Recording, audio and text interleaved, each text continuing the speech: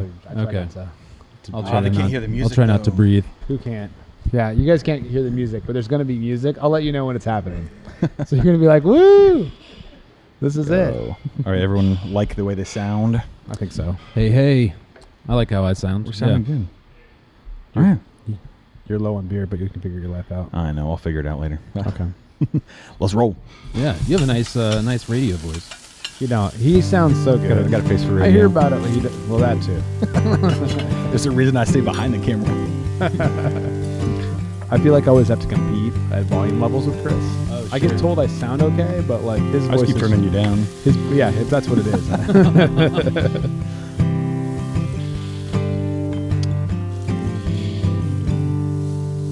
All right. Welcome back to the Okayest Cook podcast. We are not in the studio today. We are on location. We're very on location. Chris Whonsetler, your host, with Andy Heiser. We're here at Strange Bird in front of a live audience. Yeah. Woo! I'm nervous as hell. We have not done a live recording like this. Well, we did Amelia's, and that was pseudo live. There were people around. We were in the middle of the breakfast service, but we didn't. We have a crowd now. Mm-hmm. There's people watching us. They're actually here just to watch us. And they're drinking too, so who knows? Yes, but it is not just Andy and myself. We have Mr. Neal Warner. Hey, guys. And you are the expert on the topic we're going to discuss tonight. Well, I would say that I'm a journeyman at the very least. You are the expert at this table. At this table, you know the most, so you're the expert. Yes. Yeah. And we're talking oysters. Yes. Yeah, that's right. Oysters, yes. Not a topic I am very familiar with at all. Nor I. I love them. I like to eat them. Andy and I were talking. We're like, are we going to do research before coming in tonight? Absolutely. And we're like, we know we like them, but let's go in blissfully ignorant. Hell yeah. Just do like a 101 conversation. So it doesn't actually matter if you tell us something wrong. We're not going to know. Oh, perfect. You're like, this Neal guy's a genius. The internet will know. Yeah. The fact checkers will get you. Yeah. For sure. So, but before we dive into oysters, have you guys eaten anything cool lately? Any awesome notable meals? I have a couple to mention. So on Monday we did a collaboration here at Strange Bird with Julieta Tacos, and Kyle made a birria ramen. Oh my god! So braised a bunch of like lamb and pulled awesome. that, used that as a protein in the ramen. Yes. The dudes from Julieta did like a taco, so like a takoyaki taco, so like an octopus with like a katsu sauce. Jeez. That was really good. I saw this on the socials and was kind of jealous I couldn't make it down. Yeah, it was really, really nice. Yes. So my studio is right above Julieta's there at the Stutz, and Hell yeah. I had it for lunch today. So. Oh, very nice. It is not my meal of the week though. No. Go ahead. I'm gonna go next. I always go. So I went to Goose the Market the other day for a sandwich, and I was looking for something just different and unique. And I got a picture of the menu here because I did not memorize it, but it's the Palou. I don't know if I'm saying that correct. Palou. Chris, tell me if I'm saying that right. But it is a pig and fig terrine sandwich. Ooh, interesting. Chili orange jam. I can't say that word. Cornichons. Cornichons. I don't know what that is. Yeah, cornichon. Yeah, like a little pickle. Oh yeah. It was like a gherkin. Yeah, it was like blue cheese crumbles and arugula, and it was warm. That's amazing. And it was texturally, it's kind of strange. We'll get into that later with the oysters. But yeah, the terrine's like a smooth. For those of you listening who don't know, it's like a smooth blended. Yeah, kind of like a pate. It'd be like a pate. Yeah, it'd be awful. It would like be some organ meat in there, and yep. But definitely some figs as well, and a lot of pork, and it was fatty, and man, that citrus and what the bread jam. You said it was a sandwich, right? Yeah. What bread was it on? What bread, man? I don't know. French bread, just regular bread. I didn't know. Sometimes bread like makes a sandwich, like a baguette type thing. All right. Yeah. That's great. Fair, but phenomenal. It was so good. Yeah. That's awesome. Congrats. It's delicious. Well, mine's actually not that. I mean, it's kind of notable. It's notable in the fact that, well, for those that don't know, this will be the last show I'll record here locally as a resident of Indiana. So I officially moved to Texas this coming weekend. Chris got me all tearing up. Yeah, Chris is very, as you can tell, Chris is very distraught about this happening. So we've been doing a lot of like run of the places we've been a lot. So nice. And like or places that are like very notable to Indy. So one of the spots that we stopped. So Cafe Patachu. Again, if you guys listened to the last episode from the Patachu Foundation, Cafe Patachu is a cafe here in town that's it's been around forever, and it's kind of an indie staple. Definitely. So and get the cinnamon toast. Be an adult. Enjoy the cinnamon toast. It's amazing. So we did that, and then hit up a couple other restaurants that were just kind of fun. But then the one that I wanted to talk about was Pendleton last night. So went to an Italian restaurant, Castello's. Sorry guys, I'm gonna butcher that, but it's in my neighborhood and I can't. It's so good. Oh man! But they they cook your fettuccine on a cheese wheel. So they have a cheese wheel they have cut in half. Yeah. They throw bourbon in there, heat it up, get it all go and burn off the alcohol. Chef brings out the pasta. It's a whole thing, a really cool experience. That's awesome. Yeah. So that was probably I don't know how it couldn't be my notable meal. It was so cool to see that just watch it happen. Yeah, exactly. I mean, the experience was great, and the flavor, and it was really, really good. So I've seen Instagram videos, but I haven't actually experienced that. Well, it's legit, and so there are some really cool Italian restaurants in Indy that are actually owned by Italian people that do it the right way. So it's not just Olive Garden reimagined. It's legitimately good. So those are kind of a plethora, but again, kind of a little tour before we leave. That's awesome. Of all the spots that we really like. Love that. Yeah. So and Andy will be back. I will be back. Yes. This is not the last time you'll see me. Yeah, we can't get rid of him. No. Well, I could not think of a segue. Let's move on to Into oysters. Yeah. Hell yeah. So, there we go. So we'll preface this as Chris said, we have done no research other than I did research some questions in case things get a little bit stale. But I think we'll be just fine. We've been talking off camera about how we're not going to be talking about this until we're talking about this. Yeah. So really pumped. But again, I think what's really cool about this, and we're located in the Midwest. Yeah. So Strange Bird is in one of the coolest neighborhoods of the city. But at the same time, this is a food that most people here don't get access to. So you're so right. So it's going to be weird. Mm-hmm. But these are not from the White River. No, that's right. Yeah, in fact, no oysters so far as I know grow in Indiana. Good to know. It would be awesome if they could live in the White River, because we need their functionality. we need them to clean. Yeah, we wouldn't eat and that's these oysters. That by itself is a huge subject in oysters. So they're not only a sustainable seafood, they're actually regenerative. So anywhere you find somebody who harvests oysters for a living, they are going to be natural advocates for clean water. Yeah. Nice. Phenomenal. So give us a little bit of background. I mean, again, a little bit about yourself, maybe with Strange Bird, why you guys got into this. Yeah. And then we'll just kind of dive in. Yeah. So I'm also I'm like an Indiana boy. So I grew up not eating oysters. It is not like a familiar thing to me until I was probably 24. And at that time, I was living in Athens, Georgia, and I was roasting coffee. Another solid oyster spot. Oh, Athens, Georgia. Yeah, right. It's not too far down the road from like Savannah and Charleston. But they had this oyster bar there called Sea Bear Oyster Bar, and I was roasting coffee at this little crafty coffee roastery, and we made cold brew, and every shift I would get off around 4 p.m. and I would drop off a keg of cold brew to this bar. And they'd serve it, and so I'd sit down at the counter, of course, and just like order a beer after my work day. And the shucker was always getting prepared for service at that time. So day in, day out, that was just my routine on my way home. You're just sitting there watching him. Oh yeah, well, and of course, because we'd get to talking, he's like, "Oh, you got to try this. Oh, you got to try this." And like I didn't know anything about oysters. Like, delicious, or it's a thing. And like it was the first time I had really noticed, the names of the different oysters on a menu and all the different flavor notes and stuff like that. And being already into coffee and sort of like crafty culinary stuff from that side, I was like, okay, this feels familiar to me. People must be kind of into this, and I had no idea just how into it some people get. So that was my introduction to oysters. It's been now 10, 15 years ago, but that's how I got into it. And when it came time to open Strange Bird, I did kind of the same thing that I thought of when 10 years ago or so. We opened a cafe downtown here called Coat Check Coffee. And, back then there was not a lot going on for coffee in Indianapolis. And that's not to disrespect some of the OGs who were here, but there just wasn't a ton in the cafe scene. And so I was like, well, what kind of cafe do I want to exist here? And that's what we did, and that worked out. It's still going today. And so for Strange Bird, you might think, okay, east side of Indianapolis, we should put some like bourbon and barbecue joint in here, right? Yo. Right. But I wanted something in my neighborhood that I knew I was going to care deeply about, because I knew that was going to be the best way to sell it to everyone working here and to everybody coming in here. Yeah. If that passion existed there, Right. then it was probably going to work out. And so to go along with like the rum and the tiki drinks, I thought about foods that like, what feels like an escape? Like, what are you surprised to find when you walk in the door in Irvington? And we get this, even to this day, we've been open 6 years, we get people walking in the door and they're just like, oysters?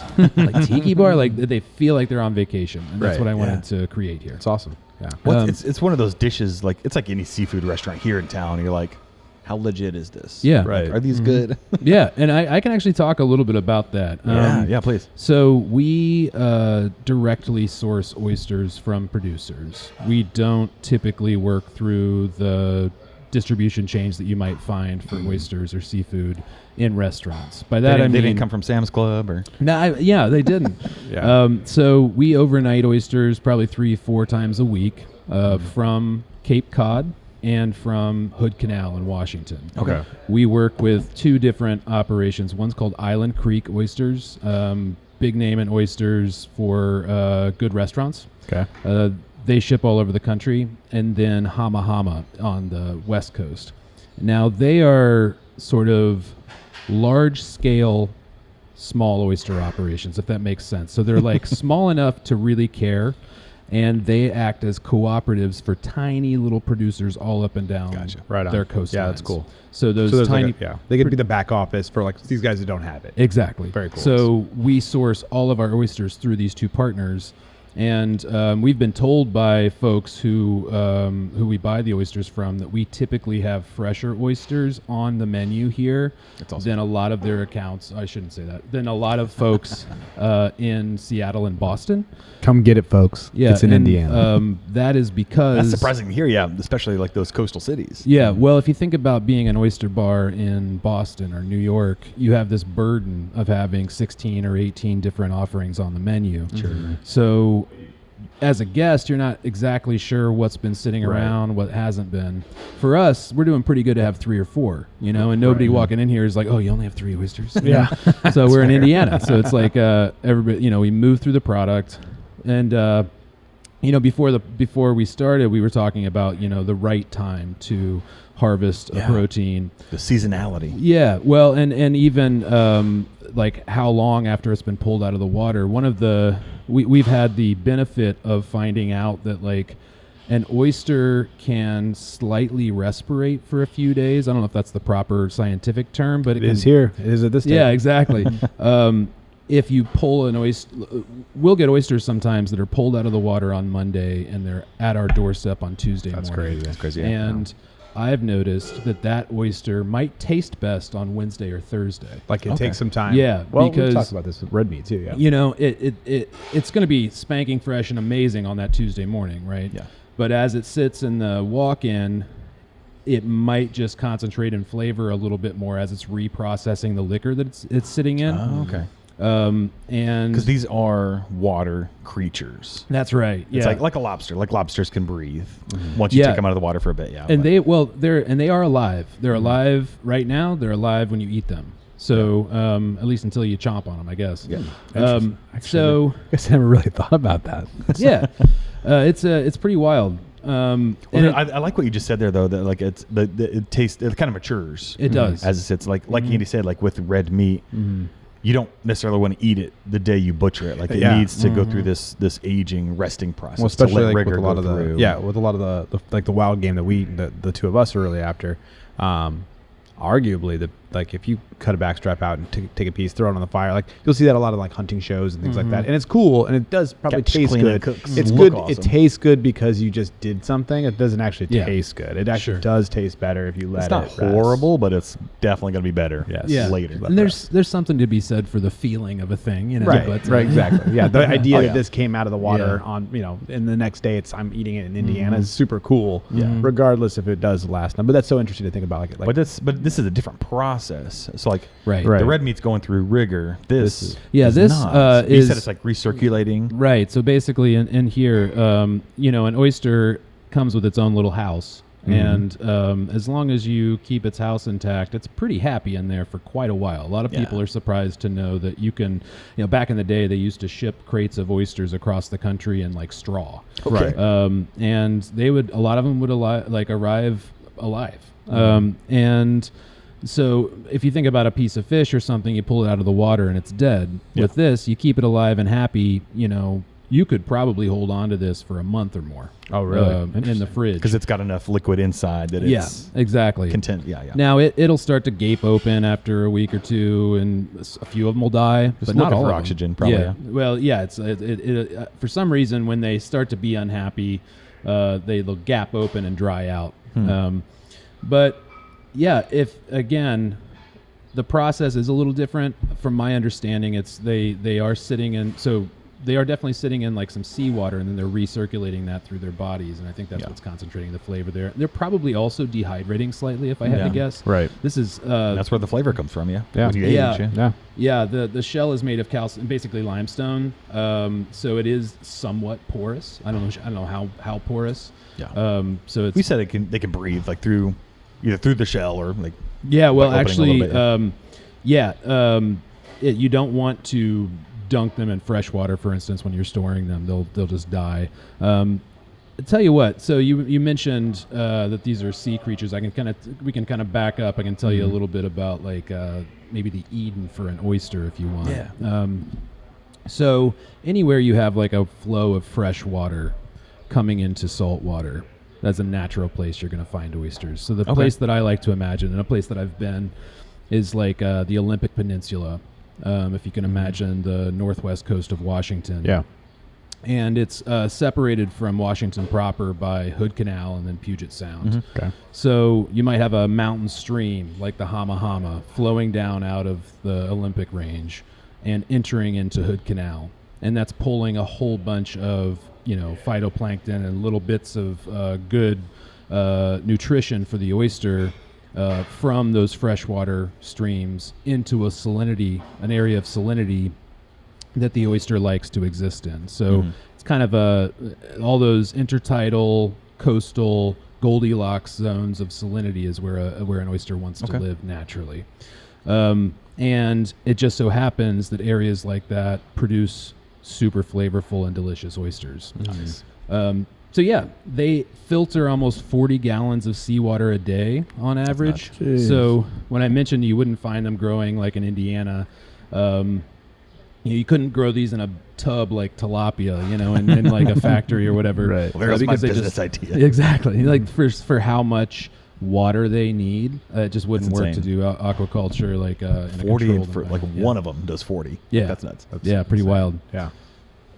That's insane. So tell me a little bit about before we get into like opening up, but like the guys that are pulling these out of the ocean, there's got to be a certain size, and I'm assuming that they don't start with a full shell like this. Like, what's the beginning of an oyster? Yeah. look like? So the life cycle of an oyster, and in particular this species we're talking about, is the native oyster to the U.S. It's called Crassostrea virginica. People have had a relationship to this oyster for millennia. We talked about filtering seawater. When it's early European records of people sailing into Hudson Bay had them looking down through the water, and it was crystal clear all the way to the seafloor. And if you can imagine Hudson Bay in the last 400 years, it is not so much like that. It's not so clear. And that's from billions and billions of oysters forming reefs along the coastline and filtering all that water to a pristine clarity. And at the same time, if you go to Maine, you'll find what are called shell middens, which are big hills like miles long and several stories high from early humans standing on the shoreline, opening oysters and tossing the shells into a heap. You can stand on these. So we've had a relationship with this species, like I said, for a long time. And shellfish like this, from a number of different species and even genus, they start life as a free-floating larva. So what'll happen when the oysters have a feeding frenzy 2 times a year. Basically, they feed a bunch in the fall in order to make it through the winter. They go kind of dormant. Mm-hmm. And in fact, if I flip this over, you can read the shell of an oyster like the rings on a tree. Oh, okay. Nice. Interesting. So the first year of growth was to here, and then you see it dropped off for the winter. Oh, The second year was to here, dropped off, and this was the third year of growth. Okay. So this oyster it spent 3 years in the Damariscotta River in Maine. Now, to get there, the second place that the second time that it kind of starts feeding a lot is it wakes back up after the winter, and it starts to feed, getting ready to spawn. So at a certain time in the spring, when the water warms up enough, the oyster will convert the glycogen that it has stored up from feeding into something called gamete, and then convert that into its reproductive material. And all the oysters will open up at the same time and spray that material into the water. So that's a spawning oyster. Yeah. And you can even see it if you float in a boat along the coastline during the spawn. It'll look milky white. There's so much material in the water. And that material will meet. A lot of it will fall into the sand and die. Some of it will fertilize. And the ones that fertilize will become a free-swimming larva. And that's wild. Yeah, like a tiny thing. You wouldn't be able to see it at that point. But it'll grow, and it forms a flipper, and it forms this primordial eye. And it can sense that there's light up here, and there's dark down there. And in the course of 2 to 3 weeks, it'll float along in the tides, and that is how oysters like this form reefs. That's how they travel up and down coastlines, is during that larval phase. And then at a certain point, the oyster will say, okay, I'm done floating around with my flipper. The sun's up there, the dark is down there. I'm going to just swim down here and find another oyster shell, or a brick, or a rock, or a packed piece of earth, and I'm going to set. And as far as that oyster is concerned, it is going to be there for the rest of its existence. That's crazy. It loses the flipper, it loses the eye. You can't really call it an eye, but the photosensor, and it starts to grow its shell from the point right here, the hinge, outward. So this is the oldest part of the oyster, the little pointy part, and then the big round bill is the newest growth. Gotcha. Super That's cool. insane. Yeah, I love it. So cool. Yes. How things work. How things work. Yeah. Well, no, that's so interesting, and I also like to think about like something that's like on your table today being at least 3 years old. Very is wild. Also very wild to think about too. Like we think about that a lot with our meat. I think most Americans would be actually shocked if they knew how young their beef was. Oh yeah. But also just like, and so you talked about being sustainable and regenerative. I mean, assuming there's probably like everything we do with fishing and wildlife in general, there's like regulations on how many you can take. Yeah. Right, so getting into this gets into the discussion about cultivated. And maybe why they're expensive. Yeah. Yeah. Totally. Cultivated versus wild. Another thing that a lot of folks are surprised to learn is that most of the oysters you're buying at a bar like ours are cultivated oysters. Now they're growing Farmed. Farmed oysters. And a lot of times, when people think about aquaculture and farmed seafood, those are kind of dirty words in a lot of culinary circles. That is absolutely not the case with oysters. Right. Because naturally what they do versus like what a salmon does in a big swim tank. Right? Oh, that's exactly right. Like you said, this didn't come from somebody's garage down the street. Yeah. So you're not dumping a bunch of feed into the environment and poisoning the environment. You're basically taking what nature is already doing and just nudging it along. So I like to, when I do oyster classes, I like to compare it like farming oysters on a multi-generational lease on the East Coast that has been in your family for so long is much more like tending to 100-year-old grapevine in France than it is farming shrimp in Vietnam or whatever. Right. Yeah. So well, it takes time. You said these are 3 years old. Exactly. So yeah. It's not like you're just scraping them out every single. And that's not to say that you can't wild harvest oysters. In fact, that's still very prevalent, in particular up in the Gulf of St. Lawrence. So if you can envision the eastern seaboard, If you go all the way up to Canada, you'll see Prince Edward Island up there, Nova Scotia, New Brunswick being part of the mainland. That Gulf of St. Lawrence in between all of those, the Malpec oyster is still a very famous wild oyster from that area. They also do a ton of oyster cultivation around those communities. But it's still a common sight to see a dude on a skiff with a big set of tongs going out there, tonging oysters up to his skiff, coming in and selling them. And those are wild oysters, and they taste great a lot of times. Now, in other places that maybe aren't perfectly suitable for wild oyster populations, they can get pretty weedy. So, we have these beautiful, deeply cupped, perfect oysters to shuck and to put on our ice, but a lot of times you'll find wild oysters growing, kind of competing for the mineral flow, competing for the food flows in the water. So a little bit like the house plants on your windowsill. They'll move around. They'll tangle all around each other as they grow, and they'll get clumped up together.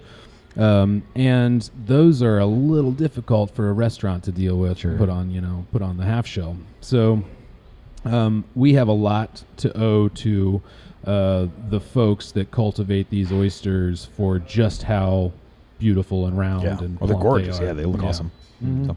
Yeah, it looks like they're like quite literally drawn, like what you would expect an oyster if you're not watching and listening. Like whatever you envision the perfect oyster to be, that's what we're looking at a whole plate of. So. And I think I might have meandered and missed your your actual question, but getting into the cultivated versus wild. What was the question? No, just more so. Like I think you nailed it as far as like understanding how these things are created and the fact that they are sustainable, and there's a limit to how many maybe you should take. Yes. But if you're cultivating them, like to your point, there's a system in it being built. There's I'm glad you jumped back there. The area around Prince Edward Island is a perfect example of a community deciding that they're going to manage that natural resource properly. Right. Back in the day, oysters were just dredged off of the seafloor on the East Coast, and they were overfished. Right. And we did lose a lot of oyster populations from that practice. Jumping over to the West Coast in particular, the oyster that we get from that coast, the Pacific oyster, is actually native to Japan. It is naturalized up and down the West Coast, but the original West Coast oyster was the Olympia. It has not died out. You can still get Olympias. They taste really great. They're cool. But they're tiny and they don't ship well. And during the California gold rush, they were overfished and their population, they almost went extinct. Right. But it was only for the fact that those oysters existed all the way at the base of Puget Sound, so that it was impractical to ship them up and out of the Sound and down to the Bay Area. That's the only reason they survived, is because they had this little foothold down around Olympia. Just far enough away. That's why they're called Olympia oysters. Yeah. Gotcha. Interesting. No, that's so cool. And then it's one of the things that, so many of the species that people eat today have been over farmed, hunted, you name it. Like, again, there's a lot of practices that have been put in place today for sustainability. And this is where, like, especially on the wild game side, we're very into the idea of conservation, and like it's the reason why we both fill out our surveys at the end of the year, just to make sure that like we can get what we need, like whatever we're going to take. It's a phenomenal resource. Yeah, it's like, and if it's not managed well, then it'll go away, and that's a real thing. And when it goes away, it doesn't come back for sure. Yeah, it's a similar story in Europe. The French oyster, the most famous one, is the Bellon, but you don't see it so often anymore because it's also been replaced by the Gigas, which is the Pacific oyster from Japan, for the same reasons. Right, the earlier one was overfished. That was found all the way up through Ireland and down through like the former Roman Empire. When you read in antiquity about oysters, you're reading about the Bellon, or the European flat. You can still get some of those today as well.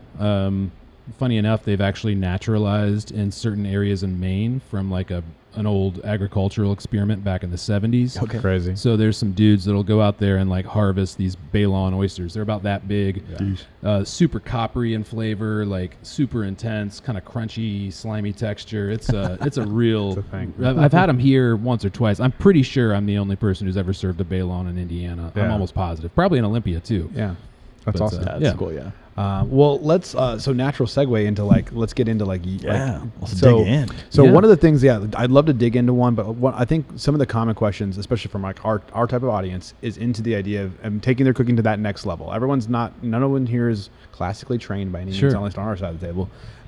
So we're all trying to get a little bit better, but this is one of those things that's not super approachable. So, I mean, I'd love to have you shuck one and let's go through it all, but also if someone's going to go to do they go to their butcher? Where do they go to get these things? It's not strange. Come to Strange Bird first, but then when you do it at home. Yeah, I can give the little shout out that, we do sell unshucked products. Okay. And, oysters are a little bit pricey. You can also go online and they'll overnight oysters to your door from those same places that we buy from. Okay. Right on. It'll be at retail prices and not wholesale, but Right. So part of my notable meal, over at Goose the Market, I almost cheated on you guys. So they had a bowl of oysters. Hell yeah. And I was like, I could get a bowl of oysters. And I asked the people behind the counters, hey, can I shuck this by myself at home? And she was like, she kind of gave me a look like I probably shouldn't until we had our conversation. I imagine there's some skill involved.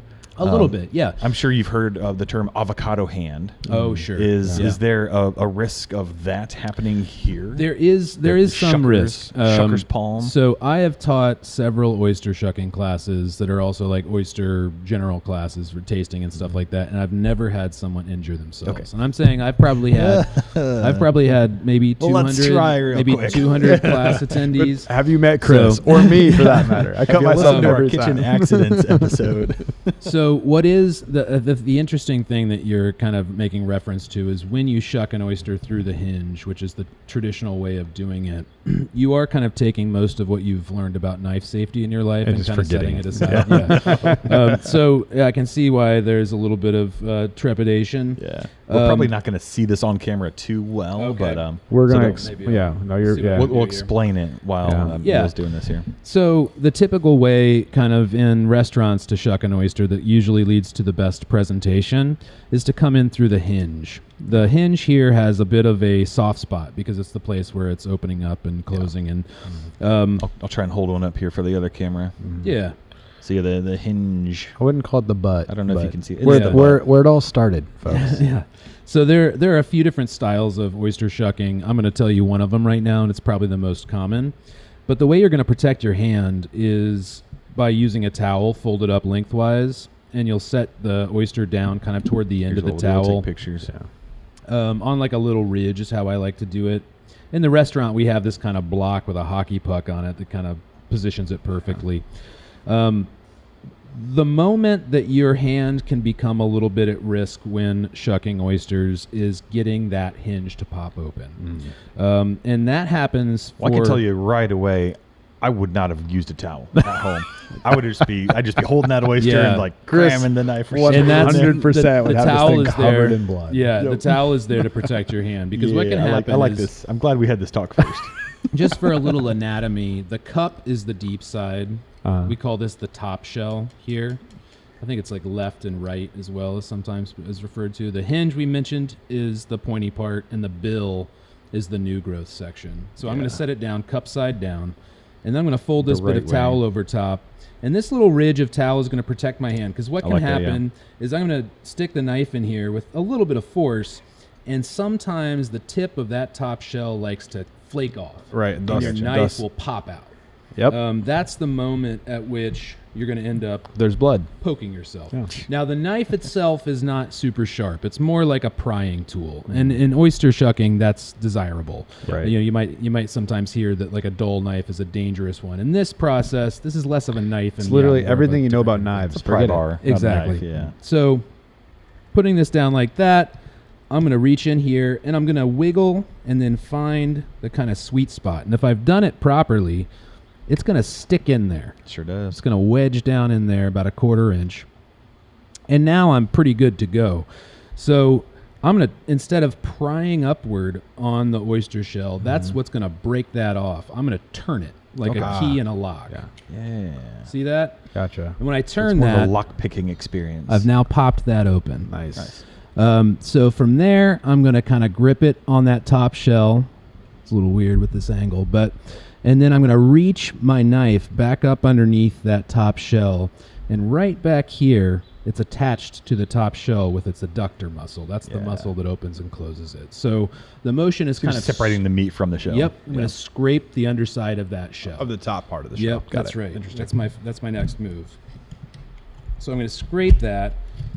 I'm going to gently pull that off. And if I've done it properly, it looks like what you see on the table. It looks like what you see on the table. if you mess it up, which is easy to do because this part of the oyster, the mantle here, is pretty fragile. You can break it pretty easily. So if you get a plate of oysters at a restaurant and it looks all scrambled up and messed up and like just bits of chewing gum floating in water, that's wrong. Okay. You want it to look like this.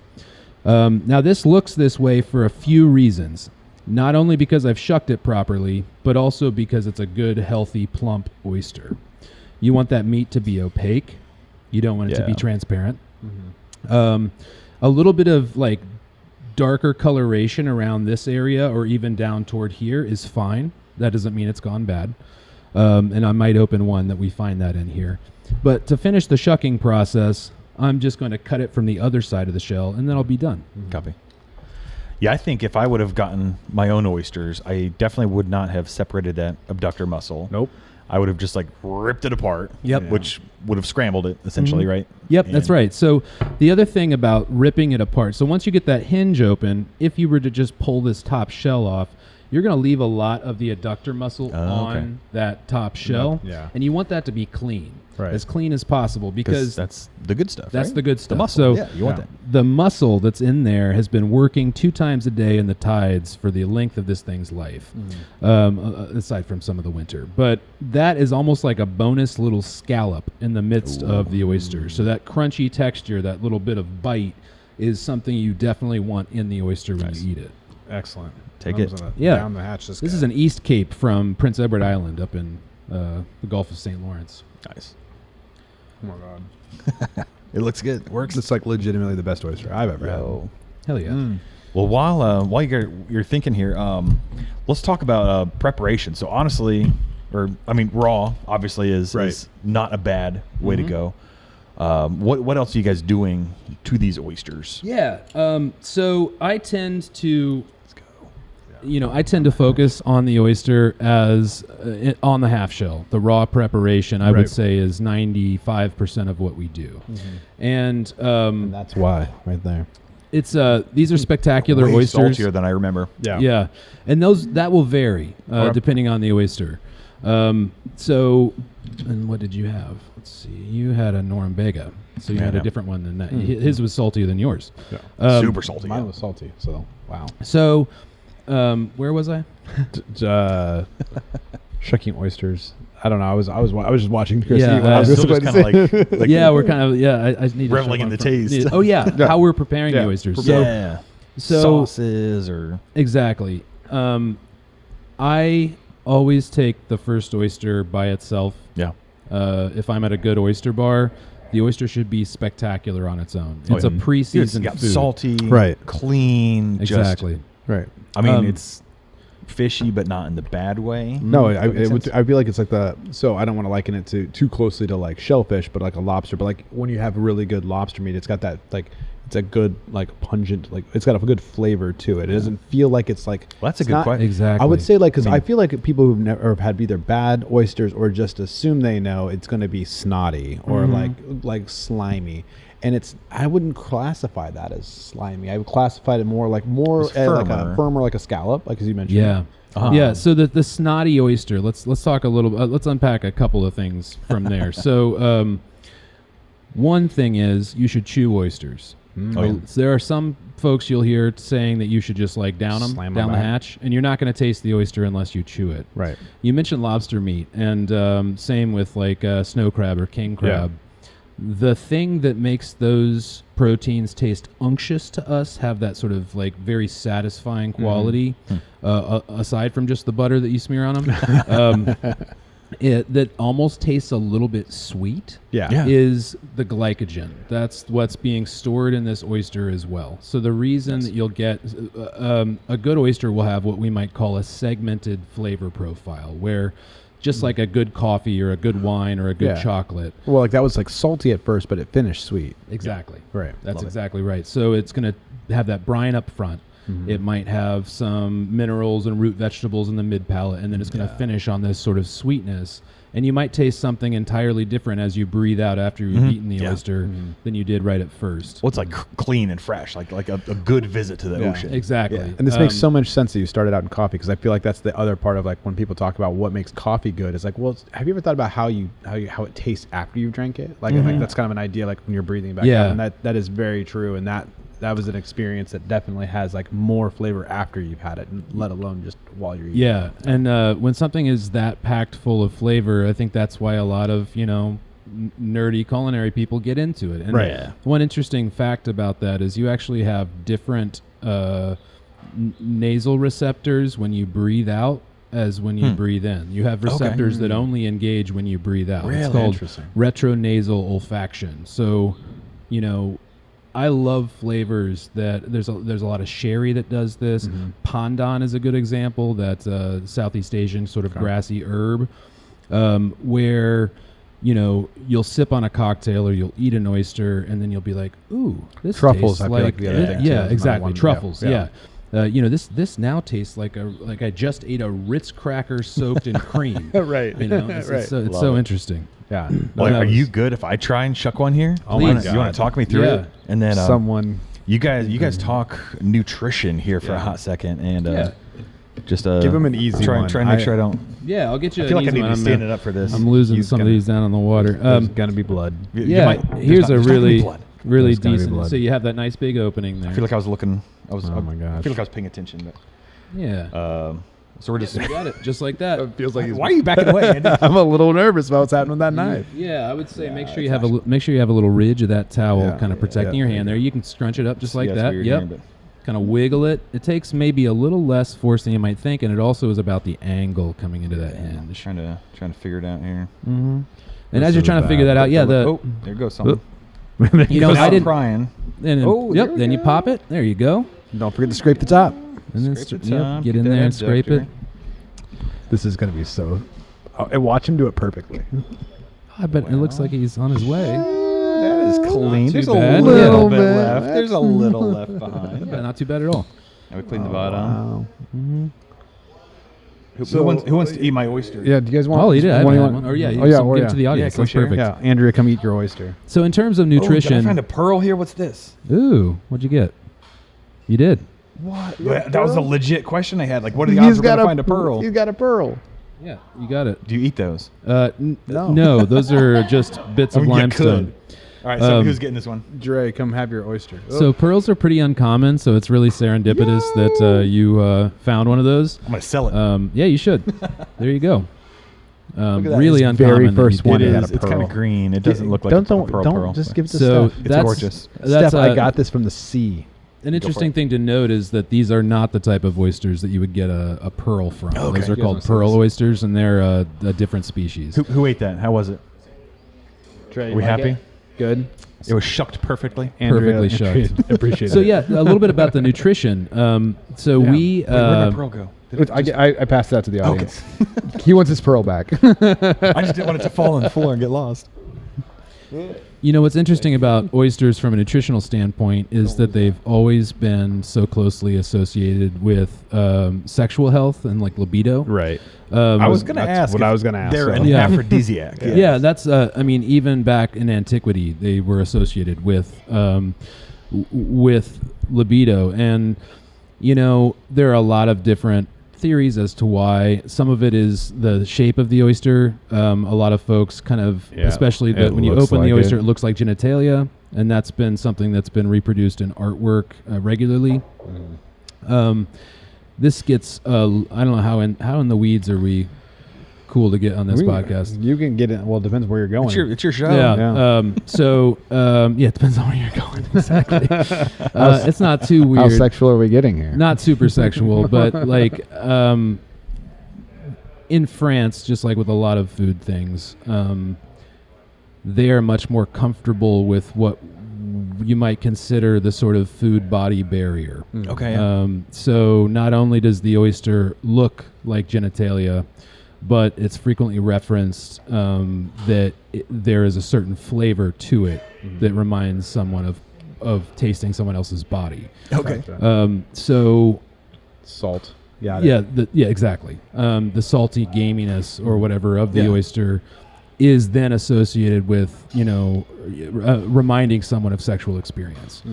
Well, I've seen some articles too about like how foods look and taste and smell like what they affect in your body. So, like if it's good for your heart, it might look like a heart. If it's good for your liver, it might look like a liver. Yeah, and that's the similar idea here. If it's good for the bedroom, it looks like something in the bedroom. Exactly. And the French, like I say, I follow a lot of like kind of very niche French oyster accounts, and just like everything culinary, the French are wild about oysters. Right. And it's all in French, so I have to like translate it.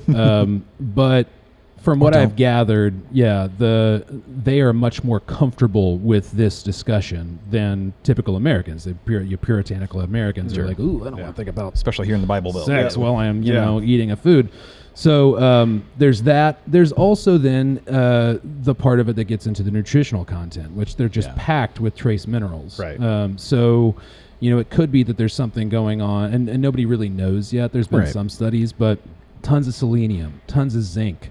You eat 12 oysters, you have like all your zinc for 2 days. Which is one of the things, like for those of you who are not using zinc as a supplement, I promise you'll sleep a lot better, which is probably another reason why, like if you have this meal, it's usually at a fancier restaurant. Like, if you're doing a fancier meal, there's probably booze involved. You're going to do this. You just pack yourself full of zinc.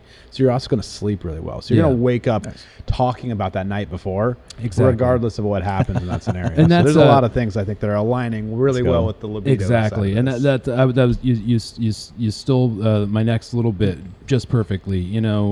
Along with all those trace minerals and stuff, there's just the fact that there's something fancy and romantic about oysters and where they're served. You're going to be in a place with someone that you love a lot of the time, and you're going to be having drinks, and you're going to be having a good time. And that ties back to one of the reasons that I wanted to serve oysters in a restaurant in the first place, is they are a sensual experience. Yeah. And even if you're not dining on oysters at our restaurant or any restaurant, when you see a plate of oysters glistening in the light, with the little gems of crushed ice surrounding them, floating through the dining room that is then being delivered to someone else, you stop and think, this is a fancy place. This is pretty cool. And not only that, and from a business standpoint, this is a place where you spend money. Right. Oysters are kind of expensive, and this is a fancy ass place I'm going to enjoy myself. Right. Exactly. No, that's so cool. It's, and we talk about like the just the commensality of food a lot of times too. Is that's one of Chris's main pillars too with the podcast, and just eating food with people and experiencing that with people, and that's like such a solid point as to maybe why these things are so cool, and it's also probably why it's good that they're special. Like again, this is definitely something you can do this at home. So let's like kind of move away from the restaurant into the house. Yeah.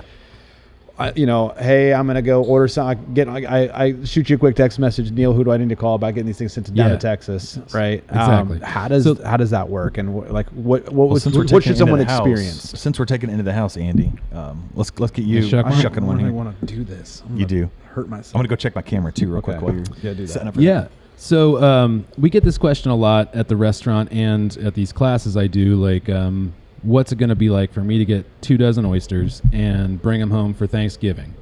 So don't use all your muscles, Andy. I'm like really afraid of cutting myself with this thing. First off, to source oysters, I tend to not have good recommendations for like cities in the Midwest. Unless you know a place like Goose the Market or Strange Bird, I probably wouldn't get oysters anywhere else. Like I just Whole Foods, small butcher shops. Yeah. Whole Foods will occasionally have some decent looking ones. You might get lucky there. Is there an easy way to tell if it's gone bad?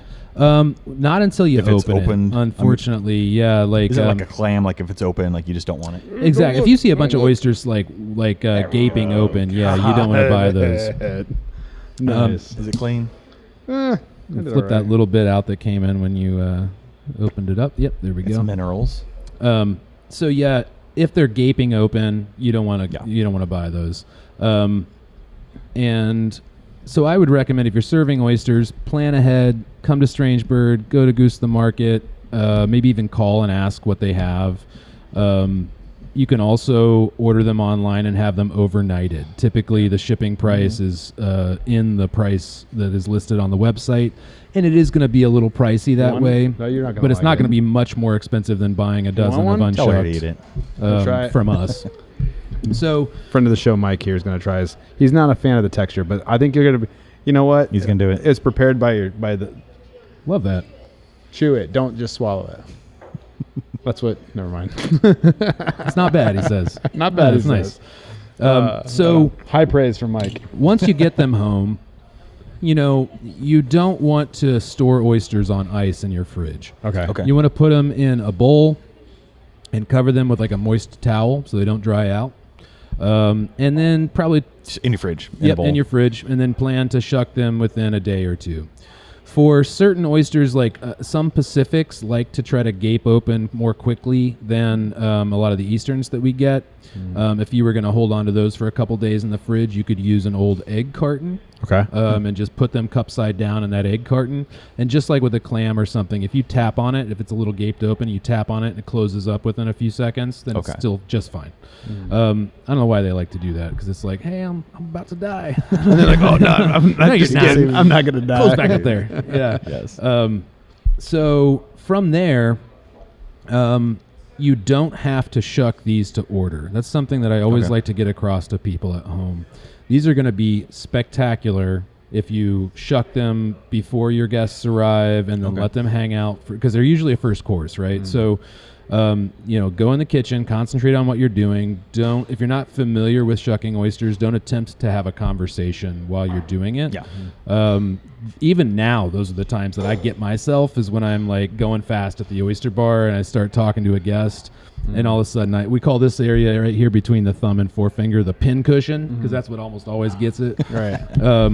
And I've only gotten You don't myself have too many scars. So. Yeah, I've only gotten myself truly bad once, and it wasn't even worth the trip to the emergency room. Okay. So it's just, it was worth like kind of getting the Neosporin tip down in there. Yeah, Just and being, let's really- make sure that's let's make sure it heals. exactly. So anyhow, you can shuck these. I would say even up to a half an hour, 45 minutes ahead of time. For Just keep them in the fridge.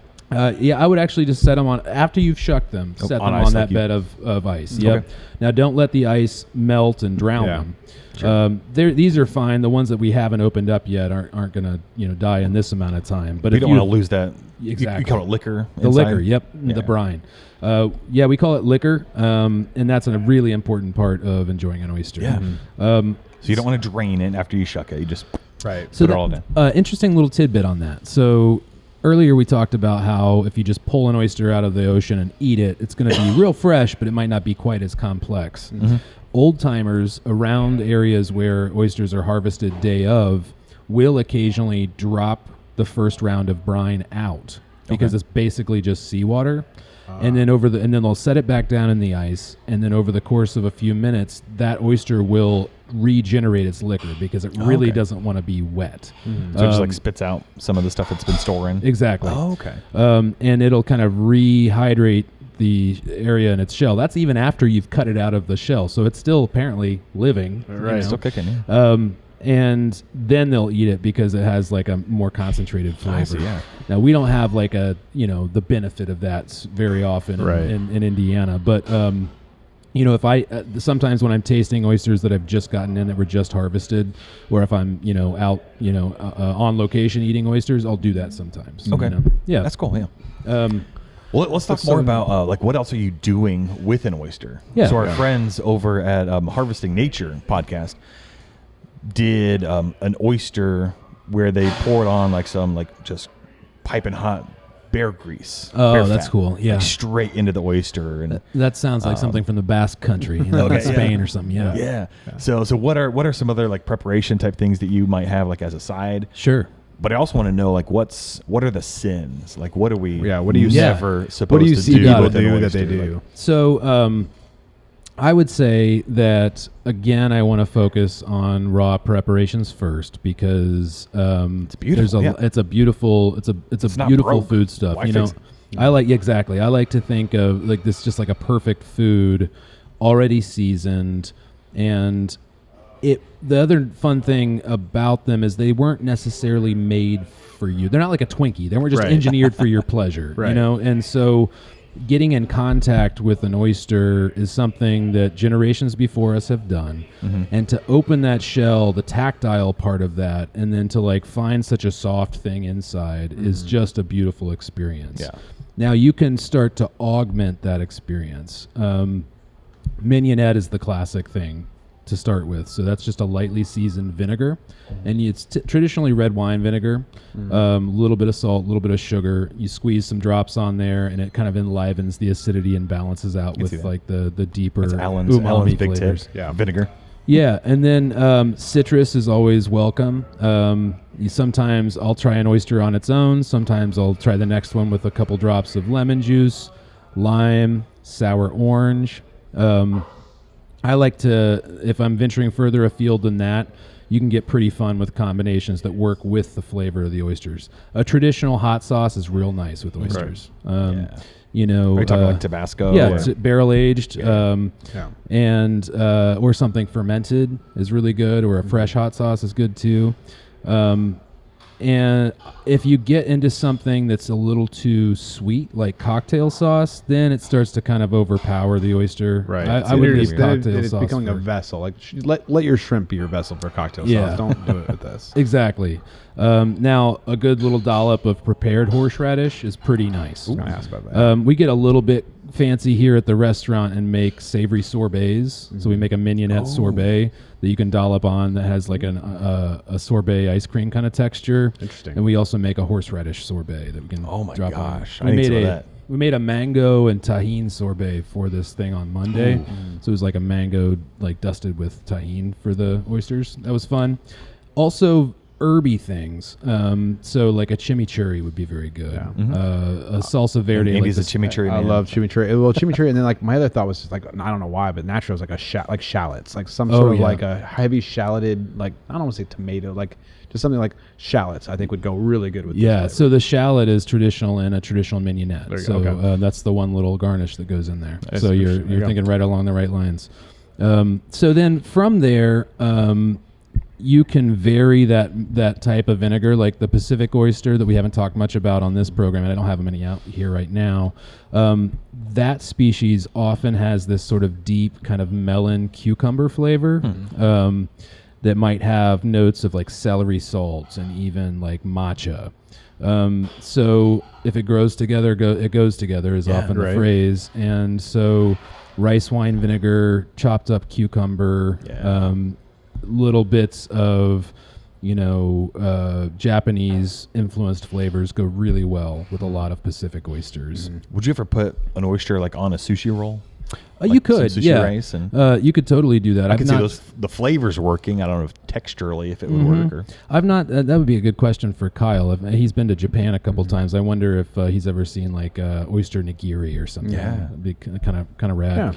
Yeah. So when you start to get into realms of cooking oysters, which is kind of what you were getting at, I think so. Yeah. I like to think about where oyster cookery is really popular and where it's more popular to eat them on the half shell. And I want to dive into this for a second because the further north you go in latitude, the longer the oyster spends growing itself. So an oyster this size that took 3 years to grow in Prince Edward Island, and for those of you that aren't looking at the camera, it's about 2 inches long. That would take about 6 months in the Gulf of Mexico. So when you think about things like coffee or like wine grapes, it's frequent, like the most spectacular experiences you have with those agricultural products are often the ones that struggle for the longest. Right. The coffee that grows way up on the mountainside in Brazil and spends the whole growing season struggling to survive is going to have the most concentrated, interesting, complex flavors. It's the same with oysters. So the coffee that's down low in Brazil is going to just be chocolatey and kind of normal. Sometimes I have, and I have to be careful here because there are a lot of, I want to preface this by saying there are a lot of really good oysters in the Southeast. And there are a lot of crafty people doing really good work with oysters there. Well, but we've all got our own flavor palettes. So, Yeah. Right. Yeah. But 80% of the oyster production in the U.S. is from the Gulf and the Chesapeake, and that's just because they grow so fast. Right. But they sacrifice a lot on flavor. Sure. Unless they're one of those crafty people I'm talking about who are tweaking Right. the circumstances. Yeah. So I get a lot of people in here who have had that traditional experience of going to an oyster bar in, New Orleans. And they're like, yeah, I had 3 or 4 oysters, and it had that kind of loogie texture. It was just slimy. It wasn't very salty. There wasn't much to it, And that's where we get that sort of feedback. Sure. Is that a really fast-grown Gulf oyster that probably should have had some Tabasco on it and been put on a cracker, or done something with it, put it in a po' boy, make it into a Rockefeller? It needed something. Yeah. Right. And oysters like this don't necessarily need something. No. That being said, some of my favorite oyster preparations for cooking with spectacular oysters tend to be ones that really favor the oyster. So I'm not going to just drown them in cream like a Rockefeller. Yeah. We do a little compound butters like miso butter. We do a chipotle rum butter here and dollop on there and then roast them at a hot temperature so they get just kind of singed, but they don't get dried out and kind of shriveled, Basically, it's still a raw oyster, but it's just a hot raw oyster with a bunch of singed, delicious stuff on top. Right. And you can do that on the grill outside, which is a fun thing about, especially with your guys' interests. You could be seaside in Maine, throw a bunch of them on the grill. They're going to pop open, smear a little butter in there. They're going to be delicious. Nice. Yeah. Eat them right alongside the ones that you're shucking and eating raw. Those sorts of simple preparations are the things that I get after if I'm going to be cooking an oyster. Nice. Right. That's kind of a cool idea, especially with the smoking side of things. Yeah. But you can get some of these, throw them on a Traeger. That's be fun, That's a really good point you just made there. So I follow this guy called Shucker Patty. Shucker Patty. Maybe I'll try to get him to listen to this. Hey, what's up, Shucker Patty? Shucker. And he is Canadian, but he has a Irish background, and it's common. I've seen it around the internet at least for folks to cold smoke oysters at the time of service with a little bit of turf or peat. Ooh. So they'll light some turf or peat, set it down in a cloche with some oysters, let them sit there on the half shell on ice for 5 minutes. Long, and they'll just have Take a the lid little off. bit of that essence while you're eating them, and it Yeah. really brings you to the earth. Like I said, just what you're smelling as you're Yeah. eating, definitely makes an impact, whether it's actually in the meat or not. Yeah. No, that's Love awesome. Well, Christopher, and I'm just looking at the time. We're getting up there. This I is a need good to one. check my cameras again. Yeah. And we haven't really delved into the other half of the conversation that's sitting over here. Maybe real quick, we can touch on some other pairings. Some beverage pairings real fast. Yeah. We probably should wrap it up here Yeah. before Go check the long. cameras, I'll check. and then so normal transition here. So obviously, Strange Bird, great place for oysters, but also awesome rum place. That's right. Before I jump to the rums, I do want to, for pairings and for people at home, the classic pairings for oysters, if you're doing something at home, are going to be the champagne, Right. or any sort of crisp, dry white wine. Muscadet is the classic one, but really anything. I would steer maybe away from a super tropical Sauvignon Blanc, so maybe steer away from your New Zealand Sauvignon Blanc. Right. More towards something in a French style, more reserved, more stone fruits, more minerality. Also, a good Pilsner is terrific with oysters, especially Eastern oysters. I mean, the Coors wasn't too bad. Yeah, We did fine. exactly. We did fine. And then from there, a ice cold martini is fun with oysters as well. I at can see home. that. Yeah. Yeah, you think about Mad Men or something. It was This a is- classic yeah, pairing. exactly. Something that, again, not too sweet, all staying pretty dry. And then from there, you can really eat oysters with anything. I like oysters with a classic daiquiri here at the bar. And spirits also go hand in hand with oysters. So I mentioned that guy with the Irish background. It's common to dollop a little bit of whiskey onto an oyster and shoot that's it. sick. Yeah. So it's kind of like the buttoned up, kind of nicer version of an oyster shooter. Yeah. And I've done that with rum as well. It's a good time. I don't tend to just sit there and eat oysters and sip on spirits. I tend to make those two different Like parts. shooting an oyster, shooting a shot. Yeah. Shooting an oyster. I tend to make those two different parts of the meal. Sure. You know, I might have a glass of wine or a daiquiri or something, or a beer, and eat some oysters, and then might sip on some spirits after dinner, something like that. Right. Well, like I said, it's such an interesting experience. Like that salinity that you're putting in your mouth. Like I said, the beverage has to go well with that. Yeah. Right. Yeah. Because like mixing that salty with. Yeah, that's why martini makes a lot of sense. But the interesting to talk about the rum and like the idea of putting that in there too, because that would be kind of a different flavor For sure. Yeah, and then again, these go together more as sort of, in my mind, as sort of soulmates for escapism, like you know, things that you just aren't going to expect to find in Irvington. Yeah. Right. And yeah, of course, I will dollop a little on an oyster or eat them side by side sometimes too. No, excellent. Let's go.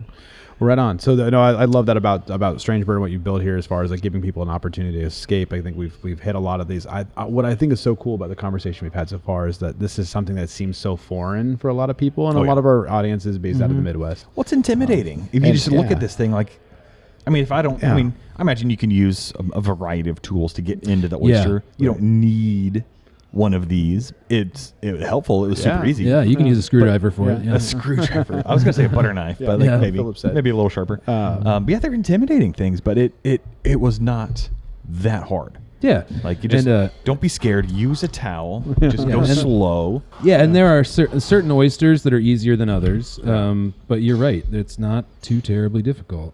Yeah, and don't expect to be a quick professional the first few oysters you do. Yeah, you just pop one open and keep going. Yes. That's awesome. Yeah, I'm 100%. Yeah, go experiment with these things. Go to Smoking Goose. Come here to the Strange Bird. Mm-hmm. Go, find your local butcher if you're not in Central Indiana, and a good small butcher shop. And I think it's a fair question, Neal. Let's see if you agree with this. But like, if you're going to a place that serves oysters, or that is known to serve oysters in your hometown, maybe ask them. Like hey, where can I get these? Or For sure. Because it's possible they actually could provide them for you as well. or the sure. to your door service. Yeah, we can certainly link them below. I imagine. Yep, you can overnight from some of these great places. You can also, I would say if you have an oyster bar in your hometown that you respect and that you know is doing good work, definitely ask them about it. Yeah. Not a touristy place. Yeah. Let's go. Nice. Well, any finishing thoughts here? I mean, we kind of talked about some recipes, some preparation. I think the best recipe is just Raw, baby. try it. Yeah. Just get some, try them. Go to a bar first. Talk to, what do you call yourself? Yeah, Shucker? Talk to the shucker. Yeah, I would say for a finishing thought that I like to try to leave with people, it would be that this food is maybe the most direct expression of terroir that exists that I know of in the culinary world. When you're eating an oyster, you're literally eating a microcosm of the environment, the exact environment that it came from. Yeah. And not only that, but this thing has composed itself for years, day in and day out, 2 tides a day, from the primordial dust that makes up that environment over time. So I like to think about that when I eat an oyster. Yeah. Right. Yeah. That's awesome. It's intensity. I like it. Yeah. Appreciate your insights. You have classes. That's right. Talk about that for a hot second. Give us a little. Yeah, we didn't quite get into like a lot about seasonality, but the classes have wrapped. There's for a the lot year. we didn't get into. Yeah. Either we're gonna have a part 2, or we're just gonna send everyone to your class. Hell yeah, there you go. But yeah, I do classes about once a month. So quick thing about seasons, we get oysters all year long, and they're safe to eat all year long if you know where to buy them from. But they do get a little bit more expensive in the summer, and we get like a smaller amount that we can choose from. Sure. So once we get more abundance in the fall, I'll start classes up again, and we'll have like 4 or 5 different types and stuff like that. And Just they watch your run- socials, watch the Yep. website. They run about Cool. an hour, learn to shuck, learn a lot of what we learned here about serving them at home, but also even more of a deep dive into like the different types in particular, something we didn't get into, like why do certain oysters taste certain different ways when they are from different places, Right. even though they're the same species. So Right on. Absolutely come love to a it. class. Dude, this has been awesome. This has been really Thanks cool. so much, Thanks Neal. for having me. Really episode. appreciate you. Thanks Yeah. for So having fun. us. It's been awesome. Swing Yeah. by a strange bird. Yeah. Check it out. Come to a folks. class. Hell Eat yeah. some oysters. Yeah. Hell yeah. It's crazy how fast he is at it too. I'm not even as fast as Turbo. Turbo. Yeah. Get him over here. He's off tonight. Oh, come on. Derek's all right. Have at it today. She's not gonna Thank you. Dude, that's crazy. So how often do you find pearls? Only once every month or so. Well, there you go. We We shut found the one. house with oysters, so Yeah. you're real lucky. Find that sometimes. Anybody want another one? This one's from Plymouth, Massachusetts.